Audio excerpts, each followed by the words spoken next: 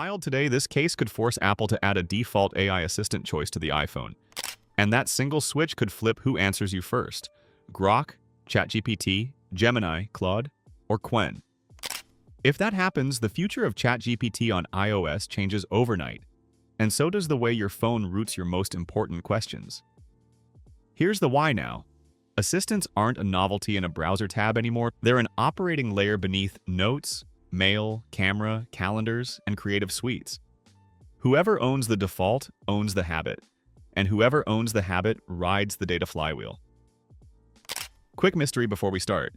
If Apple is compelled to add a Choose Your Assistant screen, who actually wins that fight? Grok's personality, ChatGPT's ubiquity, Gemini's workspace reach, Claude's research discipline, or Qwen's multilingual edge? Pause on that thought while we map the rails that make or break the next decade of mobile AI. Stay with me. By the end of this video, you'll know what was filed, why defaults matter more than you think, what changes for creators and teams if a choice screen lands, how legal and UX experts are likely to frame the fight, and which outcome, narrow win, choice screen remedy, or settlement, actually fits the facts. Subscribe if you want the earliest, highest signal AI updates, and let's get into it. 1. The day defaults went to court. When people hear antitrust, they imagine dense filings and courtroom slow motion. Today's filing moves faster than that. It targets the rails that decide which AI answers you at the iPhone's front door. According to the complaint, Apple's system-level pathway that lets Siri consult ChatGPT combined with App Store curation and ranking creates a privileged lane for OpenAI right where everyday decisions get made. These are allegations, not court findings, and both Apple and OpenAI will contest them. But the stakes are immediate because defaults don't just set a preference, they set a pattern. Pause. Defaults decide habits. With assistants creeping into every surface, notes, messages, photos, files, calendars, creative tools, the model closest to the OS pipeline sees the most real-world prompts, follow-ups, and edge cases. That usage produces feedback signals that sharpen retrieval, tool use, and multimodal perception.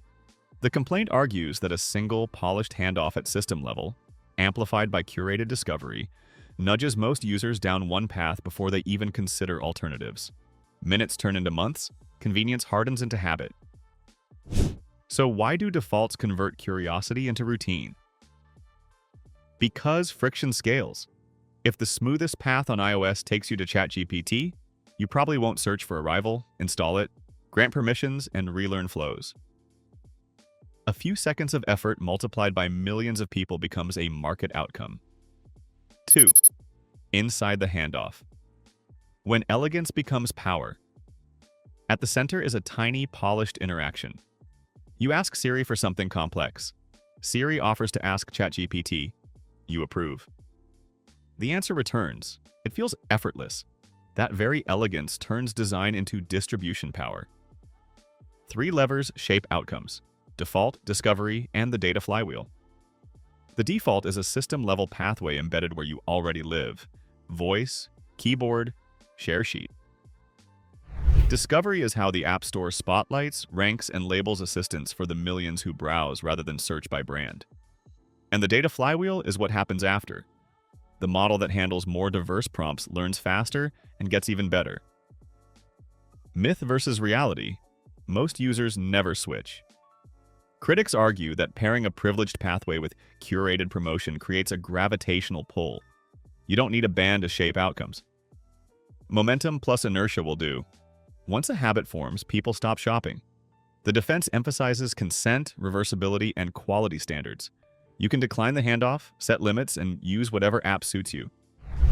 Apple will argue that security, privacy, and safety justify careful plumbing at system level.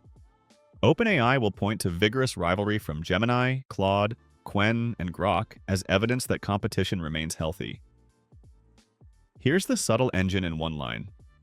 Distribution is destiny. The assistant that sits at the OS front door sees more edge cases, failure modes, and follow-ups.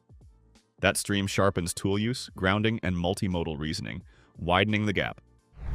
The legal question isn't whether the current flow is convenient. It is.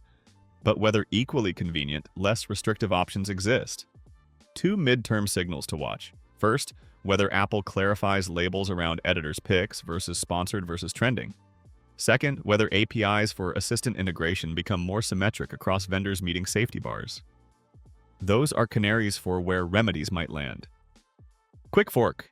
What counts as harm? Courts weigh practical effects? Do rivals get meaningful reach, or do defaults plus discovery create barriers? If harm is plausible, remedies matter, and that sets up the payoff. In 60 seconds, I'll map winners and losers across all three outcomes: narrow win, choice screen, and settlement. But first, let's translate this into day-to-day changes you would actually feel. 3. If you could flip a switch, life with a real default choice. Translate legal theory into daily routine and the stakes jump into focus. Imagine a setting on your iPhone labeled Default AI Assistant. Tap it and choose Grok, ChatGPT, Gemini, Claude, or Qwen. From then on, when a request needs more than on-device intelligence, the system routes to your choice. Ask for a 10-day trip plan with budgets, visa notes, weather windows, and backup routes.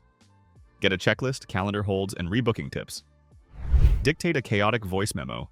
Receive a clean brief with action items and deadlines. Paste a raw expense spreadsheet. See reconciled categories, anomaly flags, and a digestible paragraph for stakeholders. If you're a creator, this isn't theory. Defaults decide whether your caption AI nails brand voice or quietly costs you RPM by missing the trend window. Morning. A rough script becomes a tight outline with beat structure and disclaimers. Noon.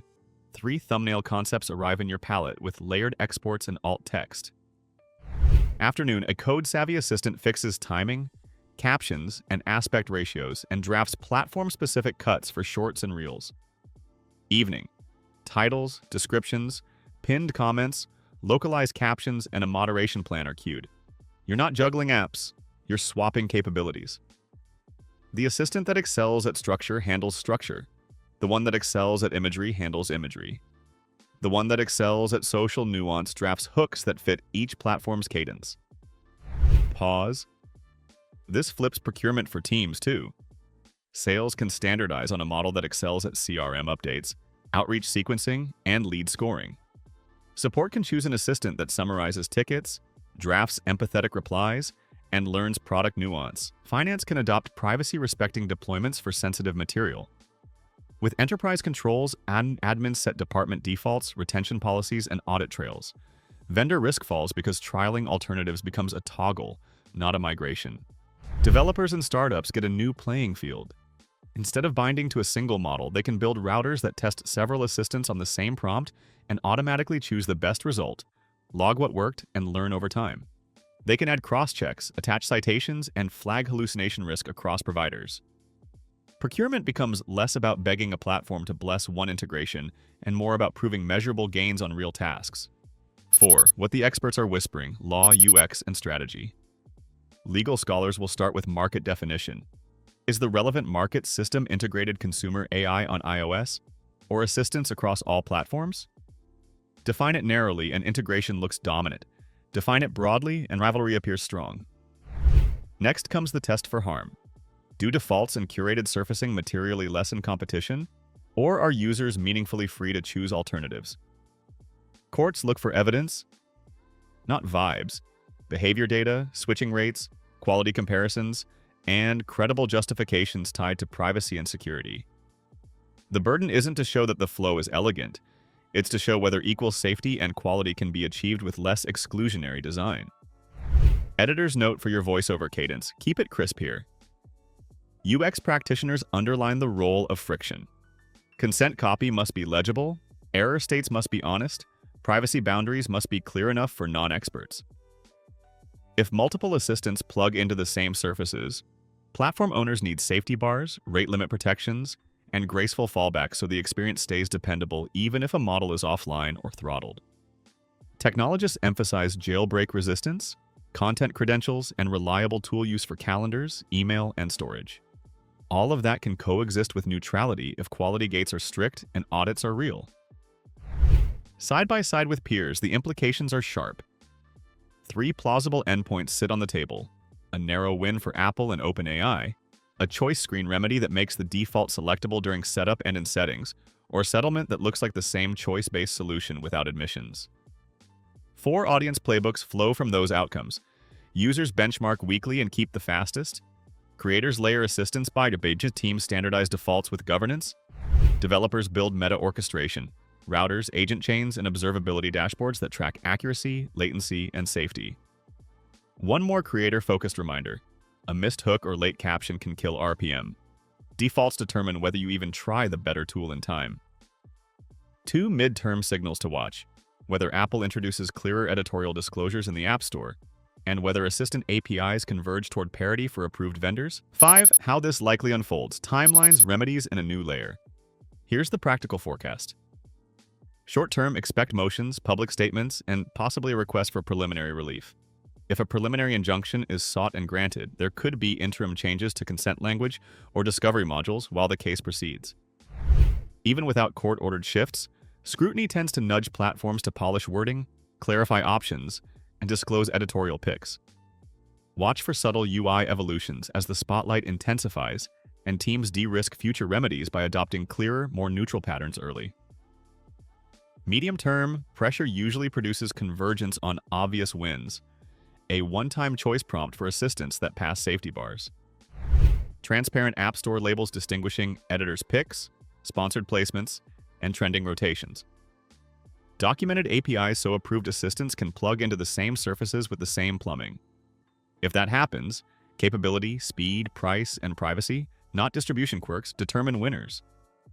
Long-term, expect a new layer of meta orchestration, tools that send requests to the best engine for each job, chain agents across steps, and log decisions for audit and compliance.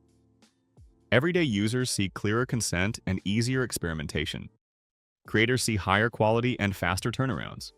Teams gain measurable productivity and better vendor leverage. 3 outcomes frame the road ahead. Outcome 1: a narrow win for Apple and OpenAI, where the court finds limited harm and leaves most integration intact. In that scenario, rivals race on modality moats: video-native agents, tighter workspace automation, enterprise governance, and open weight deployments paired with local acceleration. Outcome 2: a choice screen remedy via ruling or settlement, with a default AI assistant picker at setup and in settings, plus clearer discovery rules. That pushes vendors to compete on speed, quality, tools, price, and transparency. Outcome 3: a negotiated middle path where Apple and OpenAI keep collaborating but adopt clearer consent, API parity for rival assistants to plug into the same surfaces, and fair discovery guidelines that reduce the chance of algorithmic favoritism. Nobody admits wrongdoing, but users gain visible choice and clarity. Prediction, stated plainly: a choice-based solution is the most likely end state because it preserves integration benefits while restoring user agency. The optics are strong, let people choose, and the mechanics are familiar from other markets. It's the kind of remedy that stabilizes trust while letting real competition happen where it should. On results: the assistant you trust most isn't always the smartest voice, it's the one that answers first. One default, one handoff, one consent screen. Those small choices steer billions of prompts and set the habits we call the future. This case forces a bigger question than brands. Do a few partnerships set the rails for everyone, or do we design the rails so the best model wins, task by task, day by day? If you want the earliest signals, filings, responses, and the first hint of a choice screen, subscribe and turn on notifications. Creators, comment which assistant would be your default today and why it, teams and founders. What governance would legal and security need before you flip the switch? Everyday users, if iOS offered a default AI assistant toggle tonight, what's your pick? And what would change first in your routine? I'll feature the sharpest answers in the next episode.